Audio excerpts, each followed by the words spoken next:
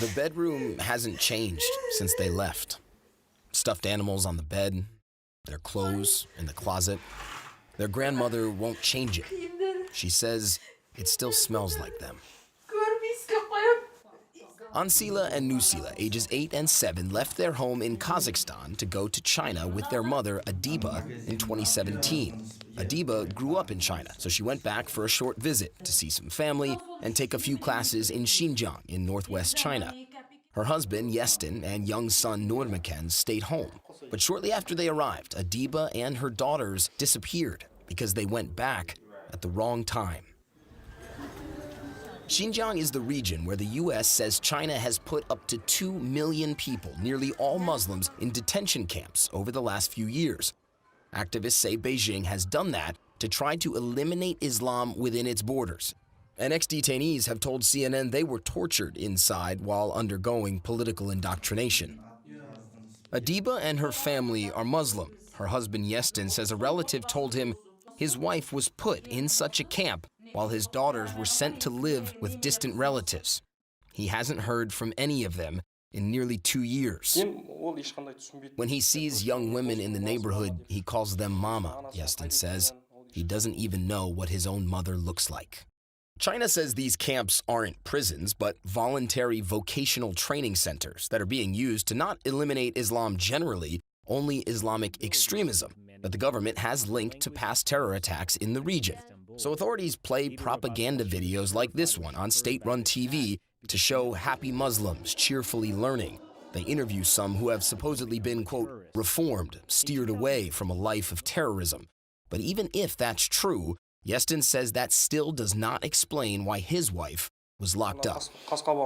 My wife is not a terrorist, he says. She has nothing to do with it. I can't express with words how much pain I feel when I think of her there. We asked Chinese authorities what happened to Adiba.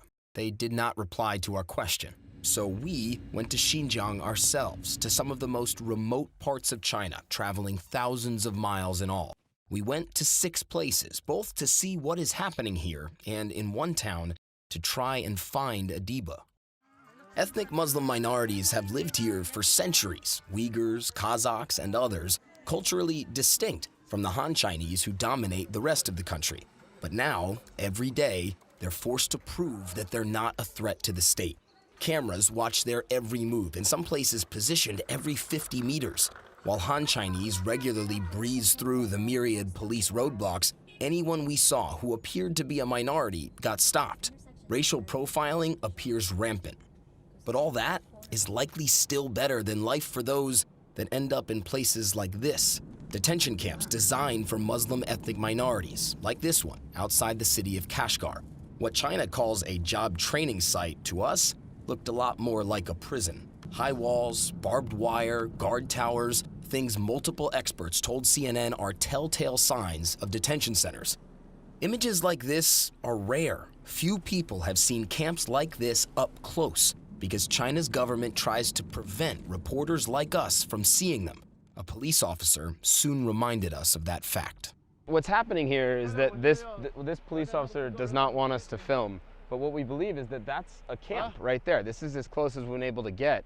And right over there, we believe are family members, presumably, who could have family members inside that camp, and they're waiting to see them. China says it has nothing to hide here, but not only do they obstruct attempts to film or go inside the camps, they also prevent us from speaking to those who know anything about them. We tried to talk to this man who just brought food to his brother, who he says is being held in the camp, but before we could ask about life inside, plainclothes security surrounded us and told the man to be quiet. There are camps like these all across Xinjiang, nearly 1,000 miles away. We took a train to the city of Turpan to see another. Same type of prison-like walls, same kind of secrecy, and the minute after we arrive, same kind of police harassment. Ma'am, can you tell me what that is? Is this something that you don't want us to see? Why you are here? You tell me, why you're here? Why you're here? We're here to film what we believe is a camp for Uyghurs, and for Kazakhs, and for Kyrgyz, and for all ethnic Muslim minorities. Who told you that? She threatened to arrest us and demanded we delete our footage, so we had to leave.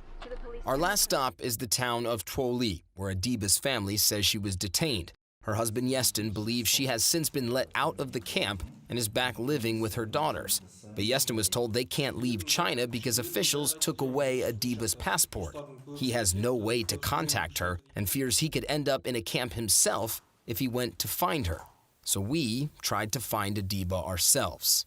But as soon as we arrive in town, traffic police block our way, and officials who'd been following us insist on a group dinner. We decline strongly, saying no, no, no. But in the end, we've got no choice. As Muslim minorities languish in camps not far away, government officials drink liquor and dance to folk music. It is an absurd scene, but we can't leave. And so we were unable to find Adiba, and we couldn't deliver this message, what Yestin wanted us to share if we found her. Quote, "Our son and I have been waiting and will always wait for you. You are the love of my life." Matt Rivers, CNN, Xinjiang, China.